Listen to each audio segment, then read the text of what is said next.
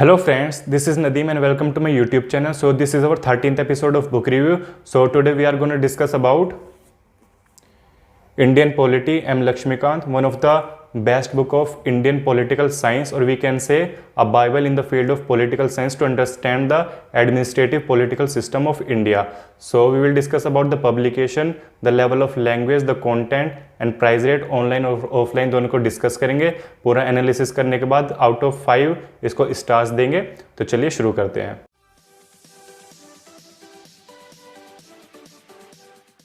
सो दोस्तों यह है Indian polity by M Laxmikanth. M Laxmikanth इसके राइटर हैं और ये mainly for civil services examination के लिए लिखी गई है और ये 5th एडिशन है. इसका लेटेस्ट एडिशन आ चुका है 6th एडिशन. उसमें क्या क्या चीज़ें अपडेटेड हुई हैं मैं आपको आगे बताऊंगा. इसका जो पब्लिकेशन है वो है मैकग्रो-हिल और इसका जो कंटेंट है उसमें लगभग 11 पार्ट्स हैं और 11 पार्ट्स में लगभग 76 चैप्टर्स हैं. सो आप यहाँ पर देख सकते हैं वन बाय वन. सो ये है इसका कंटेंट. पार्ट 1 कॉन्स्टिट्यूशनल फ्रेमवर्क और मैं इसका एक बार जल्दी गो थ्रू हो जाते हैं. फर्स्ट लेसन है historical background. Second making of the constitution, salient features of the constitution, preamble of the constitution. फिर इसके बाद आता है 5th chapter union and it's territory, citizenship, fundamental rights. Fundamental rights is the most important chapter of this book. Then DPSP, directive principles of state policy.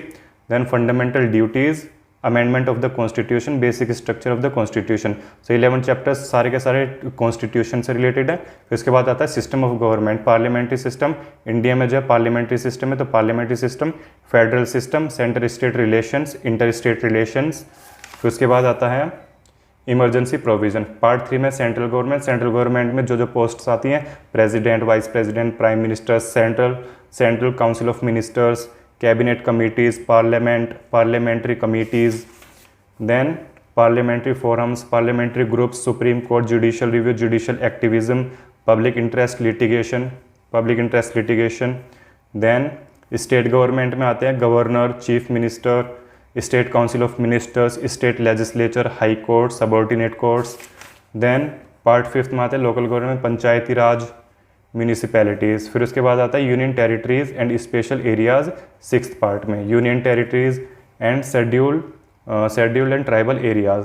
Then part 7 constitutional bodies. These are constitutional bodies, election commission, UPSC union public service commission, SPSC state public service commission, finance commission, national commission for SCs. फिर उसके बाद आता है national commission for STs, special officer for linguistic minorities, controller and auditor general जिसे हम CAG कहते हैं, attorney general of India, advocate general of state. फिर आता है non constitutional bodies 8th part में, जैसे कि नीति आयोग की नॉन कॉन्स्टिट्यूशनल बॉडी है. फिर उसके बाद आता है नेशनल ह्यूमन राइट्स कमीशन. फिर आता है स्टेट ह्यूमन राइट्स कमीशन. फिर उसके बाद CIC central information commission, state information commission, central vigilance commission, central bureau of investigation. ये सारे नॉन कॉन्स्टिट्यूशनल बॉडीज़ हैं. फिर उसके बाद आता है लोकपाल एंड लोकायुक्त. फिर उसके बाद आता है पार्ट 9th में अदर कॉन्स्टिट्यूशनल डायमेंशंस, जिसमें आते हैं आपके 60 chapter like cooperative societies, official language, public services, tribunals, right and liabilities of the government, authoritative text of the constitution in Hindi language, special provisions relating to certain classes. फिर उसके बाद आता है political dynamics. फिर आता है political parties, elections, voting behaviour, election law, elector reforms, anti defection law, pressure groups. So these are in part 10 political dynamics. फिर उसके बाद आता है 74 चैप्टर नेशनल इंटीग्रेशन. फिर उसके बाद आता है फॉरेन पॉलिसी. फिर लास्ट पार्ट है आपके 11th part working of the constitution, जिसमें 76 चैप्टर है national commission to review the working of the constitution. So ये इसका पूरा कंटेंट है. इसमें 76 चैप्टर्स है. हर एक एडमिनिस्ट्रेटिव पॉलिटिकल सिस्टम को इसमें कवर किया गया है. सो इसका लेवल ऑफ लैंग्वेज देखते हैं.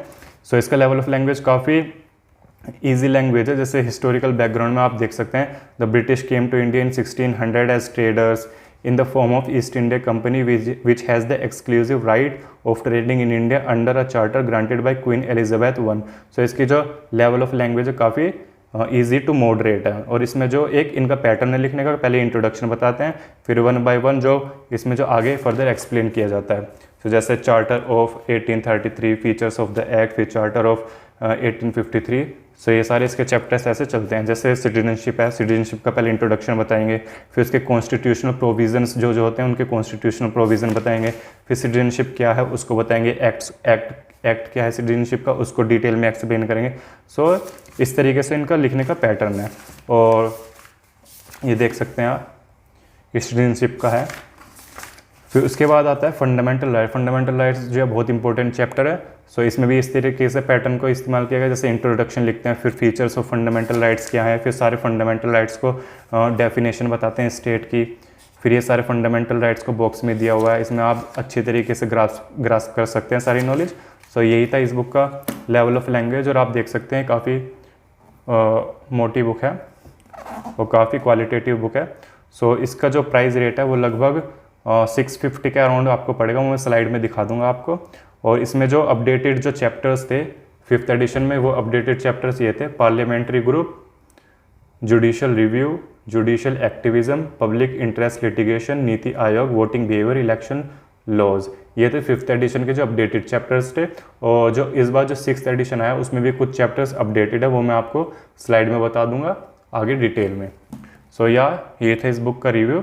सो अगर इस बुक को स्टार्स देने हो तो इसको 5 में से दूंगा मैं 4.3, क्योंकि काफ़ी क्वालिटेटिव बुक है और इंडियन पॉलिटिकल सिस्टम के लिए one of the best book है, जो आप इस बुक को खरीद के समझ सकते हैं। सो ये था इस बुक का रिव्यू। सो दोस्तों, ये था Indian polity by M Laxmikanth का रिव्यू। और अगर आप यूजी में या पीजी में या नेट की तैयारी कर रहे हैं तो आप इस बुक को ले सकते हैं। और अगर आप स्पेशली यूपीएससी की तैयारी कर रहे हैं तो आपका जनरल स्टडीज़ का पेपर और प्रीलिम्स के पेपर में काफ़ी सिर्फ सिंगल बुक ही आपको सारे के सारे सिलेबस को कवर करा देती है। लेकिन अगर आप पॉलिटिकल साइंस आपका ऑप्शनल सब्जेक्ट है तो आपको फर्दर बुक्स भी खरीदनी पड़ेंगी पॉलिटिकल थ्योरी के लिए, पॉलिटिकल आइडियोलॉजीज़ के लिए, कंपेरेटिव पॉलिटिक्स के लिए, क्योंकि ये सारे का सारा जो सिलेबस है इस बुक से वो कवर नहीं होता है। इससे खाली आपका जनरल स्टडीज़ का जो सिलेबस है और प्रीलिम्स का जो सिलेबस है उससे कवर हो जाता है। और 11th क्लास की एक बुक आती है इंडियन कॉन्स्टिट्यूशन एट वर्क, आप उसको एज अ बेसिक बुक समझ सकते हैं और उसका जो एडवांस वर्जन है वो इस बुक को मान सकते हैं, क्योंकि इसमें सारे के सारे जो कॉन्स्टिट्यूशनल जो जितने भी बॉडीज़ होती हैं, जो भी आपके फंडामेंटल राइट्स, डीपीएसपी, उसको अच्छी तरीके से एक्सप्लेन किया हुआ है। और जो आपके सेंट्रल जो पोस्ट्स होती हैं जैसे president, vice president, prime minister, सबको अच्छी तरीके से पैटर्न वाइज इसमें अच्छी तरीके से समझाया हुआ है और काफ़ी क्वालिटेटिव बुक मानी जाती है in the field of political science. So आप इस बुक को प्रेफर कर सकते हैं। और ये इसका 5th एडिशन है। इसका एक 6th एडिशन भी आया है जिसमें कुछ फर्दर चैप्टर्स जो है अपडेटेड होकर आए हैं, वो आपको यहाँ पे इस स्लाइड में यहाँ पे दिख जाएंगे जो इसमें चैप्टर अपडेटेड हुए हैं। सो ये था इस बुक का रिव्यू। अगर आपको रिव्यू पसंद आया तो लाइक करें, सब्सक्राइब करें, कमेंट करें और बताएं कि आगे किस तरीके की वीडियो देखना चाहते हैं। Thanks for watching, have a good day ahead, bye bye.